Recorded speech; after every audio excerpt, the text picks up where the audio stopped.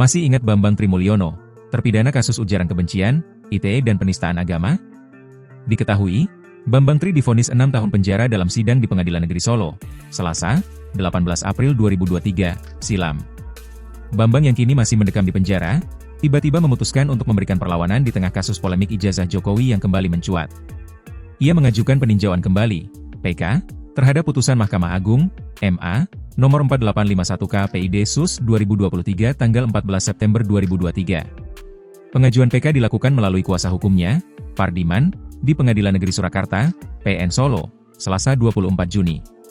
Pardiman mengatakan, ada novum baru yang menjadi landasan untuk mengajukan PK. Yakni, Mahkamah Konstitusi, MK, telah melakukan revisi terhadap Undang-Undang ITE, khususnya pencemaran nama baik. Ia berharap dengan revisi itu, Bambang Tri bisa dibebaskan dari sisa hukumannya. Pihaknya juga berharap pemerintahan Prabowo Gibran memberikan perhatian khusus. Terlebih pemerintahan ini sudah tidak ada hubungannya dengan Bambang Tri. Diketahui, pada Selasa, 18 April 2023, lalu, Majelis Hakim PN Solo menjatuhi hukuman penjara 6 tahun kepada Sugi Nur Raharja alias Gus Nur, terdakwa kasus ijazah palsu Jokowi. Sidang putusan digelar di PN Solo. Sidang kasus ujaran kebencian, UU ITE dan penistaan agama dipimpin oleh Ketua Majelis Hakim Mociuli Hadi didampingi anggota Hadi Sunoto dan Bambang Arianto. Hakim membacakan vonis 6 tahun kurungan penjara dengan dakwaan primer. Bambang Tri kemudian mengajukan kasasi. Hasilnya Pengadilan Tinggi Jawa Tengah menjatuhkan vonis 4 tahun. Saat ini penulis buku Jokowi Undercover itu sudah menjalani masa tahanan sekira 2 tahun di Lapas Kelas 2 Sragen.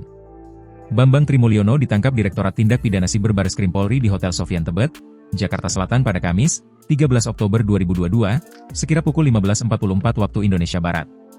Penangkapan ini hanya berselang beberapa hari sebelum digelar sidang dugaan-dugaan penggunaan ijazah palsu Jokowi yang sebelumnya dilayangkan Bambang Tri ke Pengadilan Negeri Jakarta Pusat. Usai ditangkap, Bambang Trimulyono, BTM, ditetapkan sebagai tersangka. Bambang Trimulyono dijadikan tersangka dalam kasus ujaran kebencian berdasarkan SARA dan penistaan agama. Tak hanya itu, Sugi Nur Raharja, SNR, alias Gus Nur turut dijadikan sebagai tersangka. Setelah melalui rangkaian persidangan, dia dinyatakan bersalah dan divonis 6 tahun penjara.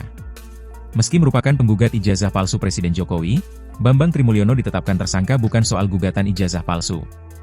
Dalam kasus itu, penyidik sudah melakukan pemeriksaan terhadap 23 saksi dan saksi ahli sebanyak 7 orang. Pasal yang disangkakan kepada para tersangka, yakni Pasal 156A huruf A KUHP tentang penistaan agama, Pasal 45A ayat 2 Jo Pasal 28 ayat 2 UU Nomor 19 Tahun 2016 tentang perubahan atas UU Nomor 11 Tahun 2008 tentang informasi dan transaksi elektronik tentang ujaran kebencian berdasarkan suku, agama, ras dan antar golongan.